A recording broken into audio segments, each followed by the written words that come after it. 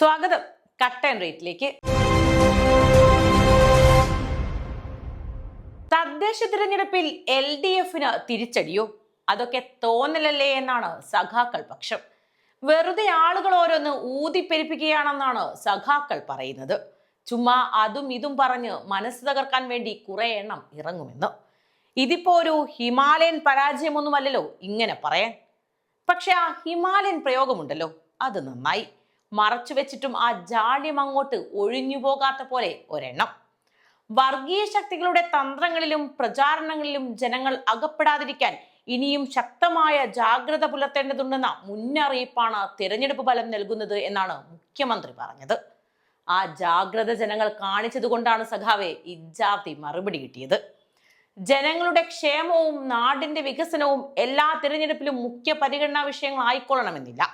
ഏതേതു കാര്യങ്ങളെ അടിസ്ഥാനമാക്കിയാണ് വോട്ട് ചെയ്യേണ്ടതെന്ന് ആത്യന്തികമായി തീരുമാനിക്കുന്നത് ജനങ്ങൾ തന്നെയാണെന്നായിരുന്നു സഖാവ് M സ്വരാജിന്റെ കമന്റ്. അത് ശരിയാണ് ഹേ. ഏതേതു കാര്യങ്ങളെ അടിസ്ഥാനമാക്കിയാണ് വോട്ട് ചെയ്യേണ്ടതെന്ന് തീരുമാനിക്കുന്നത് ജനങ്ങൾ തന്നെയാണ്. അതുതന്നെയാണ് അവർ ചെയ്തതും. LDFന് അധികാര തുടർച്ചുണ്ടാകുന്നതിനെ നിഷേധിക്കുന്ന ജനവിധി ഉണ്ടായിട്ടില്ല. തിരഞ്ഞെടുപ്പിൽ ആകെ തോറ്റുപോയിട്ടൊന്നുമില്ല. മാധ്യമങ്ങൾ പറയുന്നത് പോലെ കപ്പൽ മുങ്ങിപ്പോയിട്ടില്ലെന്നൊക്കെയാണ് LDF കൺവീനർ TP രാമകൃഷ്ണൻ പറഞ്ഞത്. ജയിച്ചില്ല, വേണ്ടത്ര വിജയം കൈവരിച്ചില്ല എന്നൊക്കെ മൂപ്പര് വിളമ്പി. ഹേ, ജയിച്ചില്ല എന്ന് പറഞ്ഞാൽ തോറ്റെന്നാണ്. ആരോട് പറയാൻ, ആരു കേൾക്കാൻ? എന്തായാലും പിന്നെയും വന്നു ഒരുപാട് കമന്റുകൾ. ആകെ തുക ഇതാണ്: എല്ലാം പാർട്ടി തിരുത്തും, പഠിക്കും, പരിശോധിക്കും, എന്നിട്ട് വേണം സഖാക്കൾക്ക് മൂന്നാം ടേമിൽ കയറി പിടിക്കാനത്രേ. ഇതൊക്കെ കേൾക്കുമ്പോൾ EP ജയരാജനോട് ഒരു ചാനൽ അവതാരകൻ ചോദിച്ചതും അതിന് മൂപ്പര് നൽകിയ ഉത്തരവുമാണ് ഓർമ്മ വരുന്നത്. LDF എന്തുകൊണ്ട് തോറ്റു എന്നതായിരുന്നു ചോദ്യം. UDFന്റെ അത്രയും വോട്ട് LDFന് കിട്ടിയില്ല, അതുകൊണ്ടാണ് തോറ്റത് എന്നായിരുന്നു ഉത്തരം.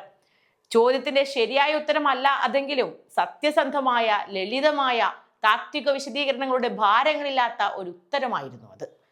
ഇനി ഇത് AI സൃഷ്ടിയാണ് എന്ന് ആരെങ്കിലും പറഞ്ഞാൽ കട്ട് ആൻഡ് റൈറ്റിന് ഒന്നും പറയാനില്ല. പക്ഷേ ഇത്തരം ഒരു മറുപടിയാകുമായിരുന്നു തദ്ദേശ തിരഞ്ഞെടുപ്പിലെ LDF തോൽവിയെക്കുറിച്ച് ഇപ്പോൾ നേതാക്കൾ പറഞ്ഞതെങ്കിൽ പോലും ഇപ്പോഴുള്ളത്ര പരിക്കുണ്ടാകുമായിരുന്നില്ല.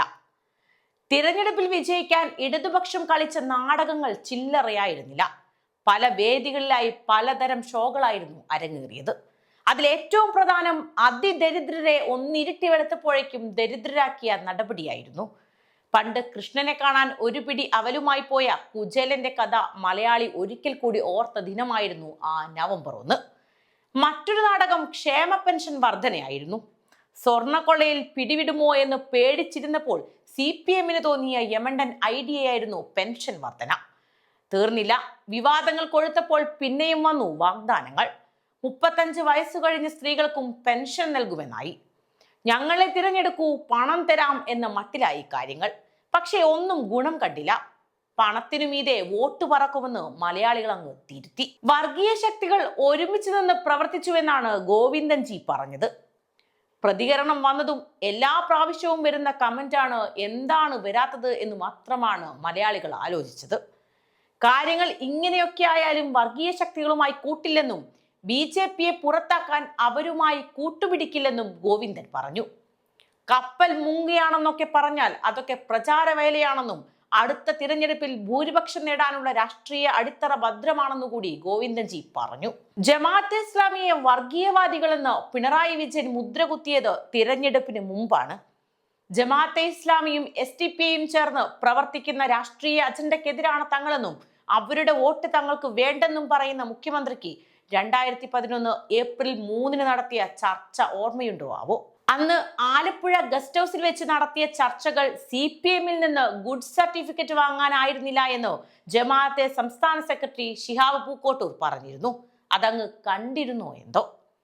ആരാണ് വർഗീയവാദികളെന്ന് നിലവിൽ ജനങ്ങൾ തിരിച്ചറിഞ്ഞതാണ് പെട്ടിയിലെ വോട്ട് നഷ്ടത്തിന് കാരണമെന്ന് സഖാവിന് ഇനിയും മനസ്സിലായിട്ടില്ല. ന്യൂനപക്ഷത്തിനെതിരായി പച്ച വർഗീയത പറഞ്ഞവരാണ് കമ്മ്യൂണിസ്റ്റുകാർ. അതിന് ഏറ്റവും വലിയ ഉദാഹരണമായിരുന്നു വെള്ളാപ്പള്ളിയെ തോളിലേറ്റി നടന്നത്. മുസ്ലിം ന്യൂനപക്ഷം വർഗീയവാദികളാണെന്ന് പറഞ്ഞു നടക്കുന്ന വെള്ളാപ്പള്ളിയെ മുഖ്യൻ കാറിൽ കയറ്റി കൊണ്ടുവന്നതൊന്നും ജനം മറന്നിട്ടില്ല. അതിനെക്കുറിച്ച് ചോദിച്ചപ്പോൾ മന്ത്രി സജി ചെറിയാൻ പറഞ്ഞത് പ്രായമായ ആളല്ലേ അതുകൊണ്ടാണ് എന്നൊക്കെയാണ്. പക്ഷെ ശരിക്കും എന്ത് നിലപാടാണ് ഇവരെയൊക്കെ നയിക്കുന്നത് എന്ന് മനസ്സിലാക്കിയ ജനം വോട്ട് മാറ്റി ചെയ്തു എന്നതാണ് യാഥാർത്ഥ്യം. അധികാരം നിലനിർത്തുന്നതിന് വേണ്ടി ഒളിഞ്ഞും തെളിഞ്ഞും വർഗീയ ശക്തികളുമായി സമരസപ്പെടുന്ന നിലപാടാണ് എല്ലാ കാലത്തും CPM-ന്റേത്. മലപ്പുറത്തിന് നേരെ നടത്തിയ വർഗീയ പരാമർശം അത്തരത്തിലൊന്നായിരുന്നു.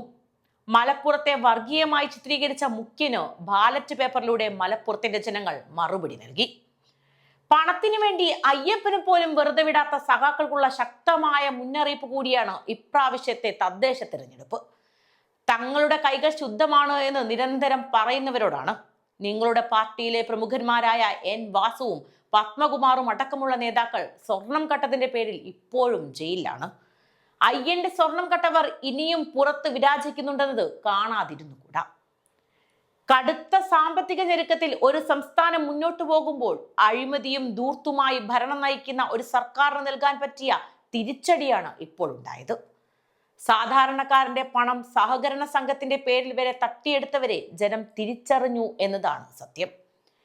കരുവന്നൂരിൽ ചോദ്യമുന മന്ത്രി AC മൊയ്തീനിൽ വരെ എത്തി. പക്ഷെ ചില വർഗീയ കൂട്ടുകെട്ടുകൾ അവിടെ അതിനെ ഒതുക്കി തീർത്തു എന്നതും കാണാതിരുന്നുകൂടാ.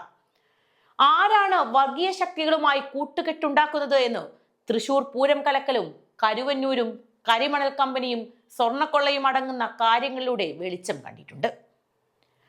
RSSന്റെ രാഷ്ട്രീയ അജണ്ടക്കെതിരെയാണ് തങ്ങളെന്ന് പറയുകയും അതേസമയം PM-ശ്രീ പോലുള്ള പദ്ധതിയിൽ കേന്ദ്രവുമായി ചേർന്ന് നിലപാടെടുക്കുകയും ചെയ്യുന്ന ഒരു പാർട്ടിയിലെ നേതാക്കൾ ഇപ്പോഴും പ്രസംഗിക്കുകയാണ് തങ്ങൾക്ക് BJP-യെ തുരത്താൻ ആരുടെയും, അതായത് ഒരു വർഗീയ ശക്തികളുടെയും ആവശ്യമില്ലെന്ന്. ഇതാണോ സഖാക്കളുടെ വൈരുദ്ധ്യാത്മക ഭൗതികവാദം എന്ന് ആരെങ്കിലും ചോദിച്ചാൽ അതിൽ അത്ഭുതവുമില്ല. തോറ്റാലും നിലയ്ക്കാത്ത അഹങ്കാരമാണ് സഖാക്കൾക്ക് എന്ന് പറഞ്ഞാൽ അതിലും അതിശയോക്തി കാണില്ല. കാരണം MM മണിയുടെ ഒരൊറ്റ പ്രസ്താവന മതി അത് സാധൂകരിക്കാൻ. ഇതെല്ലാം വാങ്ങിച്ച് നല്ല ഭംഗിയായി ശാപ്പാട് കഴിച്ചിട്ടുണ്ട്. എന്നിട്ട് ഏതോ തക്കതായ നൈമിഷികമായ വികാരത്തിന് വോട്ട് ചെയ്തു എന്നാണ് എനിക്ക് തോന്നുന്നത്. നന്ദികേടല്ലാതെ പിന്നെ അനുകൂലമാണോ? ക്ഷേമ പ്രവർത്തനങ്ങൾ, റോഡ്, പാലം, വികസന പ്രവർത്തനങ്ങൾ, ജനക്ഷേമ പരിപാടികൾ ഇതുപോലെ കേരളത്തിന്റെ ചരിത്രത്തിൽ നടന്നിട്ടുണ്ടോ? ഇല്ലല്ലോ. ഇതെല്ലാം വാങ്ങി നല്ല ഭംഗിയായി ശാപ്പാട് കഴിച്ചവർ നല്ല ഭംഗിയായി നമുക്കിട്ട് വെച്ചു എന്നാണ് എനിക്ക് തോന്നുന്നത്. നല്ല ഒന്നാന്തരം പെൻഷൻ മേടിച്ച് ഇഷ്ടം പോലെ തിന്നു. എന്നിട്ട് നേരെ എതിര് വോട്ട് ചെയ്തു എന്ന് പറഞ്ഞാൽ അതിന്റെ പേര് ഒരുമാതിരി പിറപ്പ് പണി എന്ന് പറയും. ഇതായിരുന്നു ആ പരാമർശം. പ്രസ്താവന വിവാദമായതോടെ നേതാക്കൾ പറഞ്ഞത് അത് മൂപ്പരുടെ പതിവ് ശൈലിയായി കണ്ടാൽ മതി എന്നാണ്. എന്തും പറയാൻ പാർട്ടി ലൈസൻസ് കൊടുത്തുവിട്ട ആളാണ് ഇയാളെന്ന് അതോടെ മലയാളികൾക്ക് മനസ്സിലായി. പക്ഷെ വായിൽ തോന്നിയത് തങ്ങളുടെ നെഞ്ചത്തേക്ക് എടുക്കേണ്ടെന്ന് പലരും പ്രതികരിച്ചു. പലരും പല രീതിയിലാണ് പ്രതികരിച്ചത്. RSP നേതാവ് A അസീസ് ചോദിച്ചത് പെൻഷൻ വാങ്ങി നന്ദികേട് കാണിച്ചെന്ന് പറയാൻ MM മണിയുടെ തന്തയുടെ വകയാണോ ഇതെന്നാണ്. അത്രയ്ക്കൊന്നും ആവേശമുള്ള മറുപടി ചോദിക്കാൻ കട്ടൻ റേറ്റ് മുതിരുന്നില്ലെങ്കിലും ഒന്ന് പറയട്ടെ. സർക്കാർ ചെയ്യുന്ന ക്ഷേമ പ്രവർത്തനങ്ങൾ ജനങ്ങളുടെ അവകാശമാണ്. അതിനെ CPM-ന്റെ ഔദാര്യമായി മാറ്റുന്നതിലൂടെ നിങ്ങൾ ജനങ്ങളെ അവഹേളിക്കുകയാണെന്നതിൽ സംശയമില്ല. MM മണിയുടെ പ്രസ്താവന നിങ്ങൾക്ക് കേവലം ഒരു പരാമർശം മാത്രമായിരിക്കും. എന്നാൽ വരവും ചെലവും കൂട്ടിമുട്ടിക്കാൻ പെടാപ്പാടുപെടുന്ന സാധാരണക്കാരന്റെ ആത്മാഭിമാനത്തെ ചോദ്യം ചെയ്യുകയായിരുന്നു നിങ്ങൾ. അത് മറക്കണ്ട. നിലവിൽ ഭരണവിരുദ്ധ വികാരം ഉണ്ടായില്ലെന്നാണത്രേ പാർട്ടി വിലയിരുത്തൽ. എന്നാൽ മുന്നണിയിലെ ഒരു ഘടകകക്ഷിക്ക് ചിലതൊക്കെ മനസ്സിലായ മട്ടുണ്ട്. അവർ ഇക്കാര്യം തുറന്നടിച്ചത്രേ. CPI പറഞ്ഞതുപോലെ ഉണ്ടായത് ഭരണവിരുദ്ധ വികാരമല്ലെന്നും വോട്ടിംഗ് പാറ്റേണിനെ അങ്ങനെ കാണാൻ കഴിയില്ലെന്നുമാണ് CPM-ന്റെ തള്ളൽ.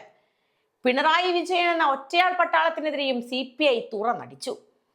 ആത്മപരിശോധന നടത്തി പരിഹാരമുണ്ടാക്കിയില്ലെങ്കിൽ വരുന്ന നിയമസഭാ തിരഞ്ഞെടുപ്പിലും പരാജയം ആവർത്തിക്കുമെന്നാണ് CPI-യുടെ മുന്നറിയിപ്പ്.